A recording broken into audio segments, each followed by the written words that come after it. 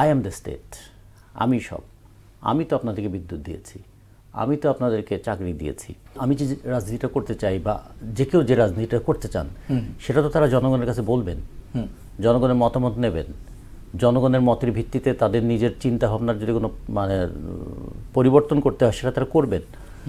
এতে বলে রাজনীতির গতিময়তা। এটাকে ডাইনামিক্স অফ পলিটিক্স যদি বলে, সেই জায়গায় কখনো কখনো আমরা দেখি খুব রিজিডিটি থাকে এরকম যে আমি যেটা বলছি এটাই ঠিক, আমি যেটা বলবো এটাই করতে হবে এবং আমরা যেভাবে চালাবো দেশটা সেভাবেই দেশ চলতে হবে। এরকম কথা শুনতে আমরা অনেক সময় অভ্যস্ত, যে আমরা আপনাদেরকে গণতন্ত্র দিয়েছি কিংবা আমরা আপনাদেরকে গণতন্ত্র দেব। এই যে দিয়েছি এবং দেব এর মধ্যে দিয়ে কিন্তু প্রচণ্ড একটা অহমিকা তৈরি হয় এবং এটা সত্যিকার অর্থে বলতে কি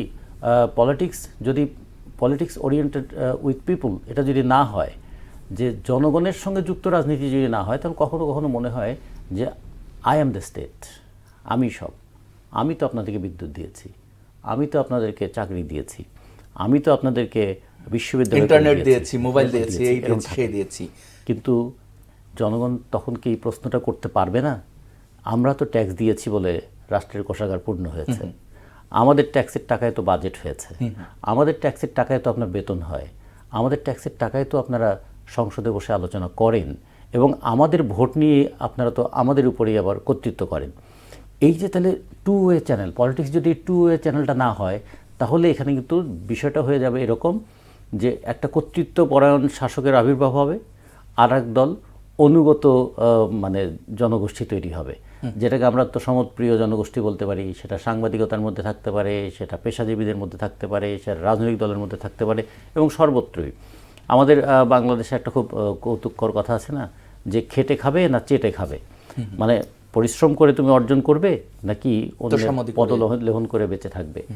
তো রাজনীতিতে এই জায়গাটায় মনে হয় একটা মর্যাদার প্রশ্নটা খুব গুরুত্বপূর্ণ, যে রাজনীতিতে আমাদের একটা কথা আমরা বলি সবসময়, আমরা কি যুক্তির কাছে নিজেদেরকে নিবেদন করব না শক্তির কাছে সমাপন করব? যদি একটা যুক্তি কেউ গড়ে তোলে, কেউ যদি একটা উন্নত যুক্তি হাজির করে, সেটা কি আমরা অ্যাকসেপ্ট করব নাকি তাকে যুক্তি করতেই দেবো না, গলা টিপে ধরবো?